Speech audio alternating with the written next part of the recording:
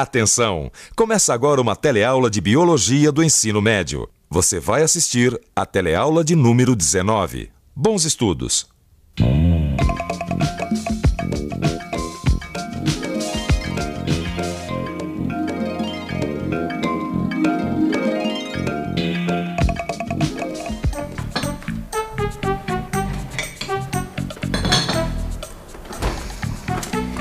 Mãe, eu tenho tido muita dor de cabeça lá na escola. Dor de cabeça, Flavinha? Às vezes também fica difícil enxergar a lousa. Então deve ser isso. Você não deve estar enxergando bem, força a vista e, claro, da dor de cabeça. A dona Marina falou que é melhor a senhora me levar num oculista. Isso mesmo, é melhor a gente fazer uma visita ao oculista. Como são os nossos olhos? Como é que eles funcionam? Esse é o assunto da nossa teleaula de hoje. Você vai conhecer como é o globo ocular e ver que existe um mecanismo de proteção que controla a entrada de luz. A teleaula de hoje vai mostrar ainda alguns defeitos visuais e as lentes que são usadas para corrigi-los. Todo mundo sabe que os olhos servem para enxergar, mas a coisa não é tão simples assim. Tudo funciona como um sistema complexo de recepção de luz. Nossos olhos recebem a luz refletida nos objetos, possibilitando a formação de imagens. Essa recepção da luz é transformada em impulsos nervosos, os quais o nosso cérebro interpreta como imagem. Quando estamos em um local sem luz, não conseguimos enxergar nada. Agora, quando estamos em uma sala com pouca luz, enxergamos os vultos dos objetos, mas não percebemos os detalhes. Quando o ambiente está iluminado, a gente percebe tudo com nitidez. As cores, as formas, a textura, tudo. Agora, luz em excesso também atrapalha. Não dá pra enxergar direito. Até que eu gostei de ir no oculista. Você sabia que 80% das informações que o nosso cérebro recebe chegam através da visão? Nossa, 80%? O nosso olho ele é super sofisticado, ó. Vou te mostrar. Tem a pupila, que é a parte escura que fica no centro do olho. A íris, que é um músculo circular que dá cor nos olhos. No seu caso, castanho. No meu, verde de dar inveja. E tem a glândula lacrimal, que fica aqui, ó. Ai, que a gente usa muito quando briga com o namorado. Ai, você sabia que o olho tem um sistema que controla a entrada de luz no olho? Claro que sei, olha aqui. Quer ver? Fecha os olhos. Agora abre e fica com o olho na direção da luz. 1, 2... Olha só o que acontece. Eu sei. Quando tem muita luz no olho de uma pessoa, a pupila fica bem pequena, né? Você gostou mesmo dessa visita ao oculista, hein? Que eu aprendi tanta coisa interessante. Quando estamos num ambiente de penumbra, com pouca luz, o que acontece com os nossos olhos? Os músculos da íris relaxam. Isso faz com que a pupila, que é o espaço no centro da íris, fique grande. Assim, entra o máximo de luz possível para dentro do olho. Não enxergamos bem porque a quantidade de raios luminosos refletidos nos objetos não é suficiente para formar uma imagem nítida. Agora, o que acontece quando a luz que entra nos olhos é intensa? Se entrar muita luz no olho, nós também não poderemos formar uma imagem nítida. Então, para diminuir a entrada de luz, os músculos da íris se contraem e acabam fechando o espaço da pupila. É esse mecanismo que controla a entrada de luz nos olhos. Nossa, Flávia, agora eu fiquei impressionada. Eu não sabia que o nosso olho era tão sofisticado. É mesmo. E o oculista explicou porque tem tanta cor diferente de olho?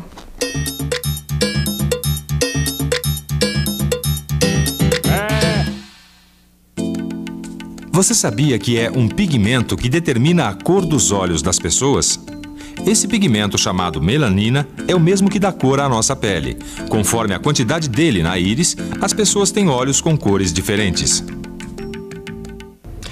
Para entender como funciona a visão, é melhor a gente ver como é um olho por dentro. Vamos imaginar que a gente fizesse um corte bem aqui, ó. O globo ocular é formado por várias estruturas.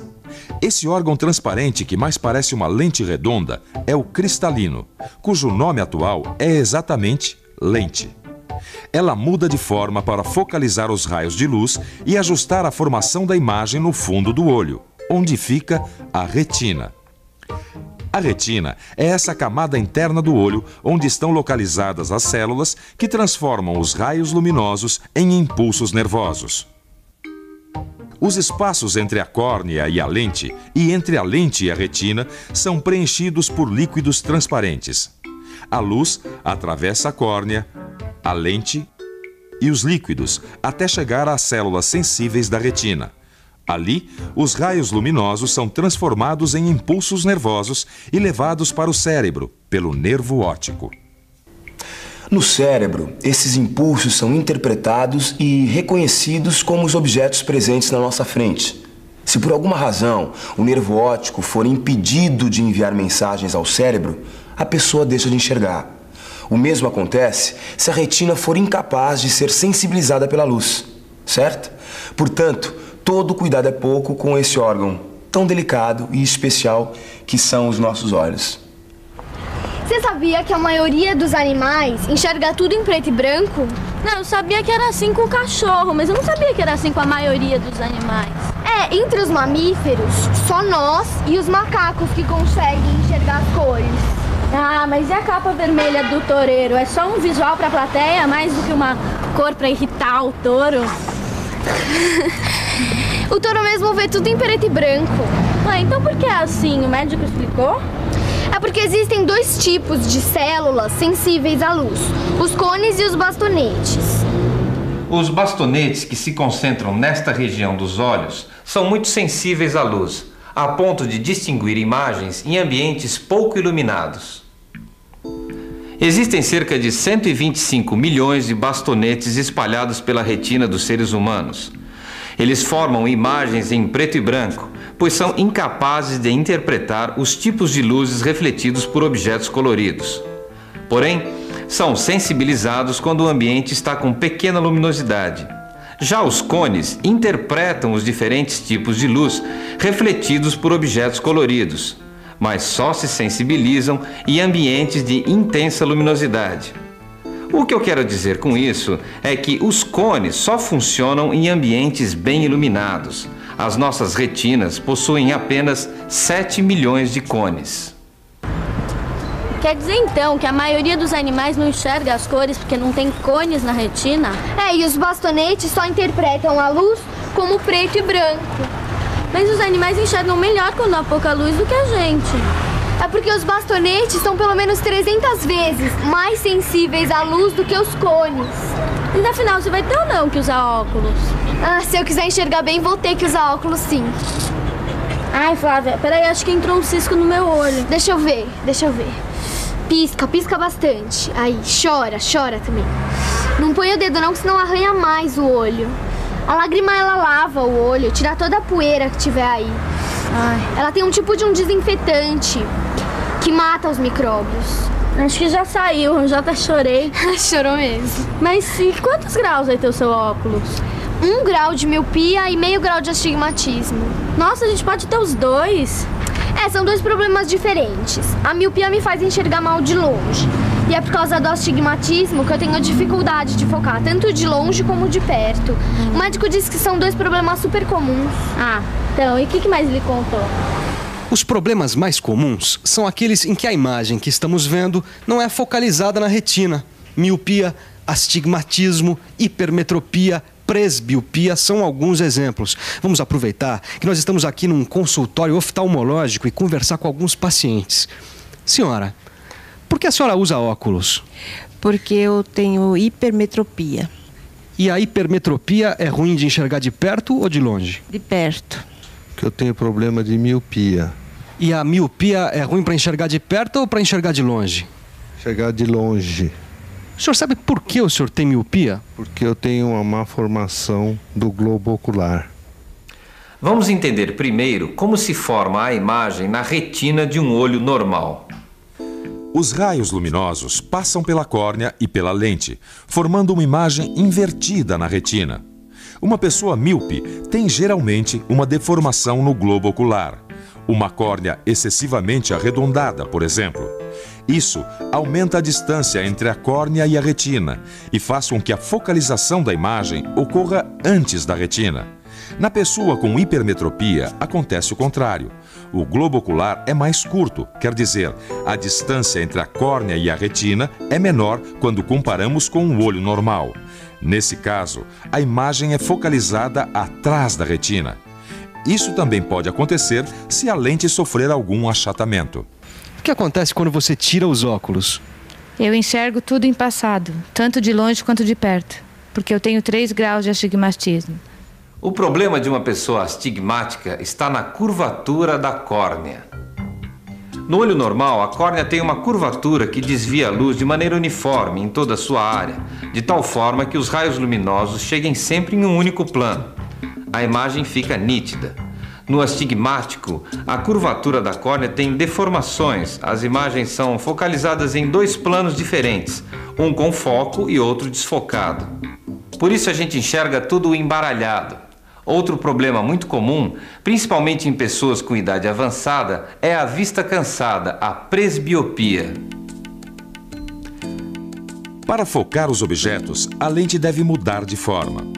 Quando os músculos ciliares se contraem, a lente fica arredondada, permitindo o foco da imagem sobre a retina. Com a perda da elasticidade desses músculos, a lente não fica arredondada o suficiente para focalizar os objetos próximos. A imagem se forma atrás da retina, como acontece com quem tem hipermetropia. Para todos esses casos, existe uma lente capaz de corrigir o erro visual, e aí a pessoa enxerga normalmente. Nos casos de miopia, por exemplo, se usam lentes como essa aqui, bicôncava, ou seja, cavada dos 2 lados. Esse tipo de lente consegue afastar os raios de luz que passam por ela. Daí, os raios ficam mais abertos antes de entrarem na córnea. Assim se consegue focar a imagem na retina. Corrige o erro da miopia, que foca antes da retina.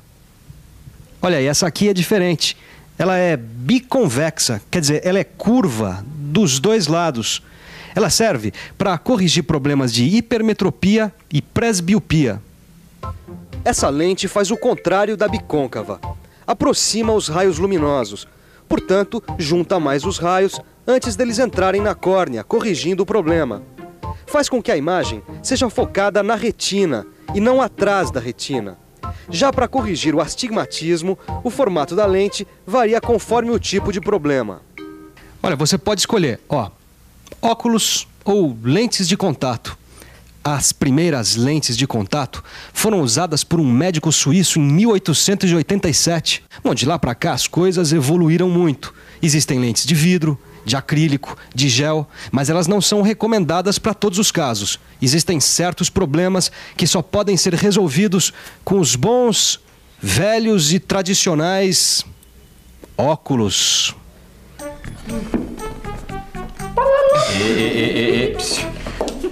Gente, olha lá o que vocês vão falar.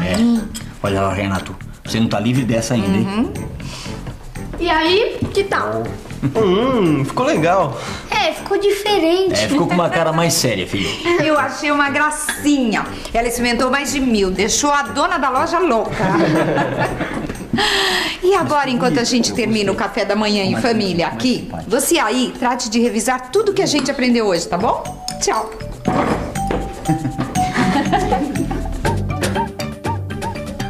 E atenção, se liga aí que é a hora da revisão. Você viu que o nosso olho é um sistema sofisticado de percepção da luz que é refletida pelos objetos que nos rodeiam.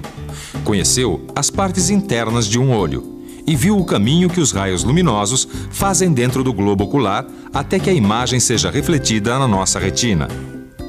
Você conheceu também os cones e os bastonetes, células sensíveis à luz que transformam os raios luminosos em impulsos nervosos que são interpretados como imagem pelo nosso cérebro. E ficou sabendo também por que a maioria dos animais só conseguem enxergar em preto e branco. Tá linda, tá uma gracinha. Ficou bacana. Ficou bacana bem mesmo. diferente. Ficou diferente. Mas ficou diferente. Tá bom. Quanta novidade, hein? Até a nossa próxima teleaula. Tchau.